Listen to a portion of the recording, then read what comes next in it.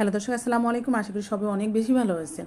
তো আমি প্রথমে টক দই নিয়ে নিয়েছি হাফ কাপ পরিমাণ। এখানে ধনিয়া ফাঁকি, জিরা ফাঁকি, লবণ এবং হলুদ ফাঁকি, মরিচ ফাঁকি, জর্দার রং, সামান্য চিনি এবং ভাজা জিরা টক দইয়ের মধ্যে দিয়ে দিলাম। দিয়ে তারপরে ম্যাশ করে নিতে হবে। আমি আজকে তৈরি করতেছি চিকেন বারবিকিউ। যারা চিকেন বারবিকিউ খেতে পছন্দ করেন তারা এভাবে তৈরি করতে পারেন। আমার রেসিপি খুব সহজে আমি কিন্তু দেখানোর চেষ্টা করি। এখানে আদা, রসুন এবং পেঁয়াজ বাটা দিয়ে নিয়েছি। দেওয়ার পর ভালো করে মিশ্রণটাকে অল্প অল্প করে ম্যাশ করতে হবে আর এক এক করে মশলা দিতে হবে। এখনও অনেক মশলা বাকি রয়েছে, সেগুলো অ্যাড করব। সরিষার তেল দিতে হবে, বেশ পরিমাণ সরিষার তেল দিব আমি। তাই এখন 2 চামচ দিয়ে দিলাম। একটু একটু করে আমি অনেকটাই প্রায় হাফ কাপের মতন তেল ব্যবহার করব। দিয়ে দিব সয়া সস। এখানে 1 চা চামচের মতন সয়া সস দিয়ে দিলাম।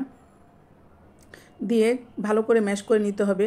এখানে লাগবে টমেটো সসও লাগবে। টমেটো সসও আমি 1 চামচ দিয়ে দিব। এক এক করে সব মশলা দিব আর মাখতে থাকবো। তারপর দিয়ে দিব বারবিকিউ মশলাটা, যেটা বাজারে কিনতে পাওয়া যায়, সেই মশলাটা দিয়ে দিলাম।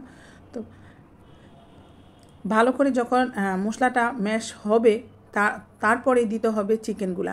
আমি চিকেনগুলো খুব ছোট ছোট করে কেটেছি। আপনারা চাইলে বড় বড় করে করতে পারেন। যেহেতু আমি বাচ্চাদের জন্য তৈরি করতেছি, বাচ্চারা যাতে খেতে পারে অনায়াসে 2 পিস আর ভোজন করব, সেজন্য ছোট ছোট পিস করে নিয়েছি। প্রিয় ভাই এবং বোনেরা, আপনারা এভাবে ছোট ছোট করে পিস করে নিলে সবচেয়ে ভালো হয়। আর যখন বারবিকিউ পার্টি করবেন তখন সেক্ষেত্রে বড় বড় করে করতে পারেন। আর আমি ছোট ছোট করে নিয়েছি, যেহেতু এটা আমি ঘরে ভোজন করব বাচ্চাদের জন্য, সেই জন্য আমি এভাবে কেটে নিয়েছি।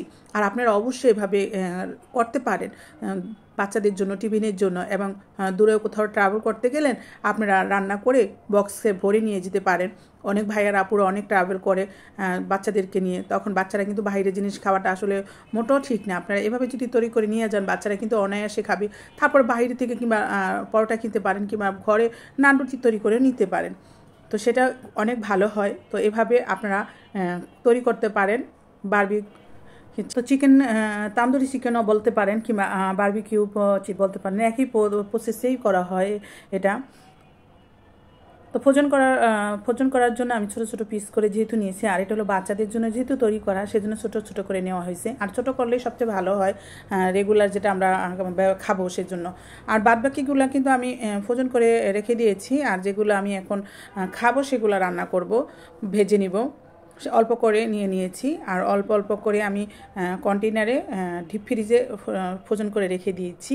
তো দীর্ঘদিনের জন্য যখন বাচ্চারা মনে চাবে তখনই ভেজে খেতে পারবে, 2 পিস 3 পিস এরকমটাই। তো আপনারা এরকমভাবে করতে পারেন। যেহেতু এখন জানুয়ারি মাস চলে আসছে, বাচ্চাদের স্কুল শুরু হয়ে গেছে। তো বাচ্চাদের কিন্তু এভাবে দিতে পারেন, 1 পিস 2 পিস ভেজে দিয়ে দিতে পারেন, কিংবা রাইস বানাইলেন 2-1 পিস দিলেন, চলে গেল, বাচ্চারা খুব অনায়াসে খেতে পারবে। তো এই যে আমি ভেজে নিচ্ছি, দেখতেই পারলেন অনেক কিছু লাগে না ভাজতে, অনেক কিছু লাগে না, সামান্য সরিষার তেল দিয়ে কিন্তু ভাজা যায়। আমার চিকেন কিন্তু ভাজা হয়ে ভিউয়ার্স দেখতেই পারলেন, আমি অল্প তেল দিয়ে কিন্তু চিকেনগুলো ভেজে নিয়েছি। তো নান রুটি তৈরি করেছি আর মেয়োনিজ তৈরি করেছি, এখন খাবো।